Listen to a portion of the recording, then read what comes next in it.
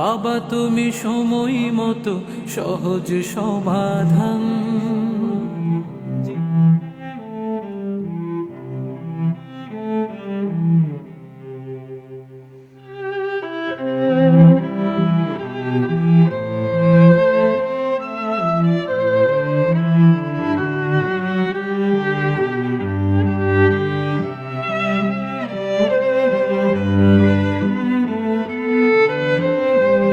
ব্যাংককে বাবার হাত ধরে অঝরে কাছে তনির ছেলে মেয়ে। আবেগঘন দৃশ্য শেয়ার করে তনি কি বলল দেখুন। হঠাৎ করে ব্যাংককে রুবায়েত ফাতেমা তনির স্বামী সাদাত রহমান আরো বেশি অসুস্থ হয়ে পড়েছে।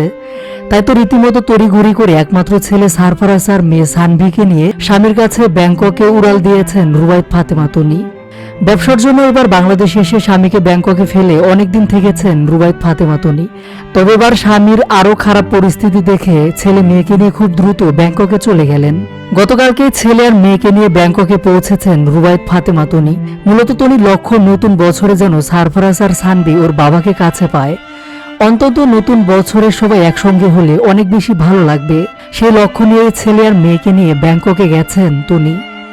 এদিকে সামাজিক যোগাযোগ মাধ্যম ফেসবুকে মাঝে মাঝে স্বামীর শারীরিক আপডেট দিয়ে থাকেন রুবায়েত ফাতেমা তনি। সেই ধারাবাহিকতায় কিছুক্ষণ আগে নিজের ফেসবুকে স্বামীর একটি ভিডিও শেয়ার করেছেন। তনির শেয়ার করা ভিডিওটিতে দেখা যাচ্ছে দীর্ঘদিন ধরে কোমায় জ্ঞান হারিয়ে পড়ে থাকা বাবার হাত ধরে অঝরে কাঁদছে সারফরাজ আর সানভি। ছোট সারফরাজ বাবার হাত ধরে জোরে জোরে ডাকছে বাবাকে। আর অন্যদিকে বাবার পাশে দাঁড়িয়ে বাবার দিকে অপলক দৃষ্টিতে তাকিয়ে রয়েছে মেয়ে সানভি। আবেগঘন দৃশ্যটি তনি নিজে মোবাইলে ধারণ করে ফেসবুকে শেয়ার করেছেন। এর মাধ্যমে প্রথমবারের মতো বাবাকে দেখতে ব্যাংককে গেছে তনির মেয়ে সানভি। সানভি তাও একটু হলে বুঝতে পারছে তার বাবা যে অসুস্থ, কিন্তু ছোট সারফারাজ এখনো বুঝে উঠতে পারেনি। সব মিলে প্রায় অনেকদিন পর বাবাকে কাছ থেকে দেখলো সারফারাজ আর সানভি।